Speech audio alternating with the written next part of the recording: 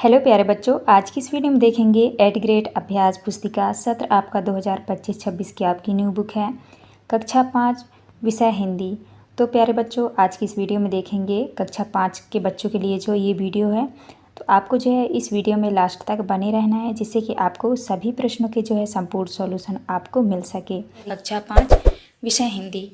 तो चलिए वीडियो को स्टार्ट करते हैं। आज की वीडियो में देखेंगे पाठ 11। पाठ 11 में है मरकर भी जो अमर हैं। तो चलिए क्वेश्चन की ओर चलते हैं। पहला क्वेश्चन आता है आपका बहुविकल्पी प्रश्न। क्वेश्चन नंबर पहले में है, झांसी के बाद आज़ाद ने छिपने के लिए अपना नया ठिकाना बनाया। तो आपका उत्तर हो जाएगा बी नंबर ओरछा में। इसके बाद दूसरे में है, राजा भाऊ महाकाल को किस राष्ट्रीय दिवस के दिन वीरगति प्राप्त हुए थे। तो आपको उत्तर में करना है 15 अगस्त। इसके बाद नेक्स्ट आता है आपका तीसरा में, यह तो तुझे कंकड़ लगा है, कोई चिंता की बात नहीं कथन है। तो आपको उत्तर में करना है राजा भाऊ महाकाल का।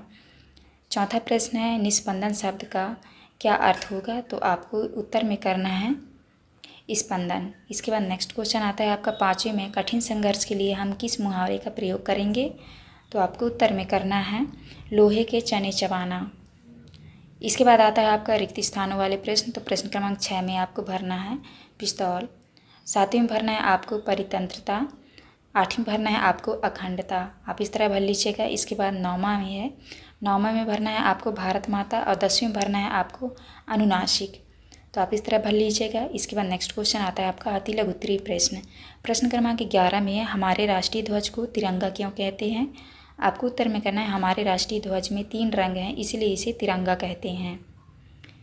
12 में है, बलिदानी कौन होते हैं। आपको उत्तर में करना है वे लोग जो देश की रक्षा तथा मान सम्मान के लिए अपने प्राणों तक का बलिदान कर देते हैं। नेक्स्ट है आपका 13 में है, परिणामतः शब्द में आए हुए मूल शब्द तथा प्रत्यय शब्द को लिखिए। तो आपको उत्तर में लिखना है मूल शब्द। यहाँ पे हो जाएगा आपका परिणाम, प्रत्यय शब्द होगा आपका तय। इसके बाद आता है आपका प्रश्न क्रमांक 14। 14 में है, राजा भाऊ महाकाल के जन्म दिनांक की एक अन्य विशेषता लिखिए। तो आपको उत्तर में लिखना है इनका जन्म 26 जनवरी 1923 को हुआ और इस दिन गणतंत्र दिवस भी मनाते हैं। इसके बाद आता है आपका लघु उत्तरीय प्रश्न। प्रश्न क्रमांक 15 में है, अनुस्वर तथा अनुनासिक का प्रयोग करते हुए 5 शब्द लिखिए।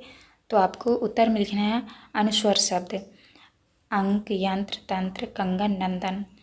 इसके बाद आते हैं आपके अनुनासिक शब्द। अनुनासिक शब्द में लिखना है आपको तांबा, गाँव, पाँव, चांद, दांत। तो आप इस तरह कर लीजिएगा। यहाँ पे चंद्रबिंदी लगा देना है आपको तांबा में। इसके बाद आता है आपका प्रश्न क्रमांक 16। 16 में है, परी और अन उपसर्ग लगाकर दो दो शब्द तथा ई और ता प्रत्यय लगाकर दो शब्द बनाइए। तो आपको उत्तर में लिखना है उपसर्ग। आपको परी में लिखना है अन्न, और यहाँ पे लिखा है परिपूर्ण। परिपूर्ण का उपसर्ग में लिखना है,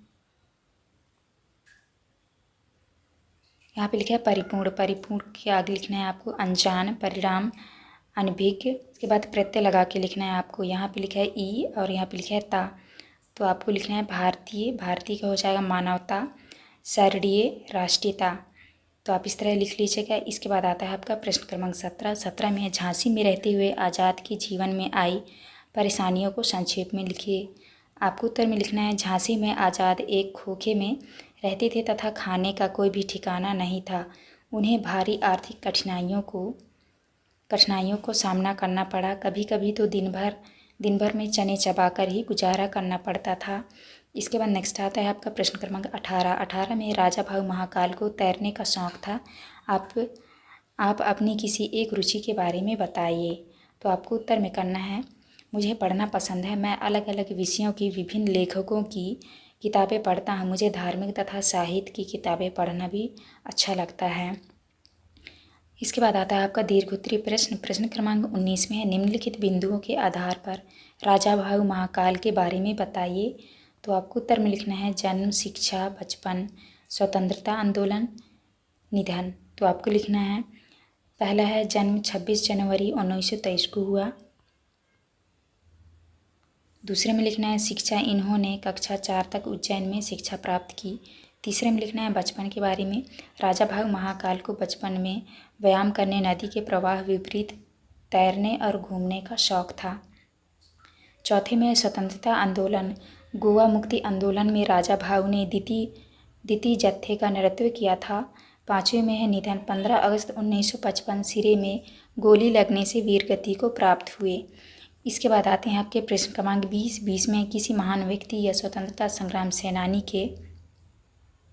सेनानी के बारे में 8 से 10 वाक्य लिखिए। तो आपके उत्तर में लिखना है चंद्रशेखर आज़ाद को भारतीय स्वतंत्रता के इतिहास में एक महान व्यक्ति के रूप में याद किया जाता है। पहला पॉइंट लिखना है आपको, वह भारतीय स्वतंत्रता।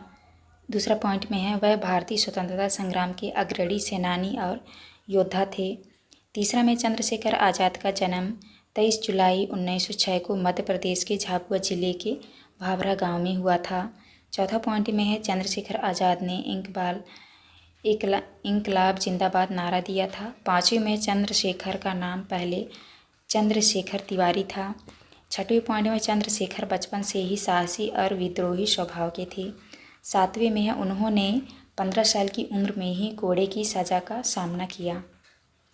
आठवां में है उनके पिता का नाम सीताराम तिवारी और माता का नाम जगरानी देवी था। तो आपको इस तरह करना है। ये था आपका लास्ट क्वेश्चन। यहाँ पे हमारी वीडियो कंप्लीट होती है। वीडियो अच्छी लगी तो प्लीज़ हमारे चैनल को लाइक एंड सब्सक्राइब करिएगा। मिलते हैं अब नेक्स्ट वीडियो।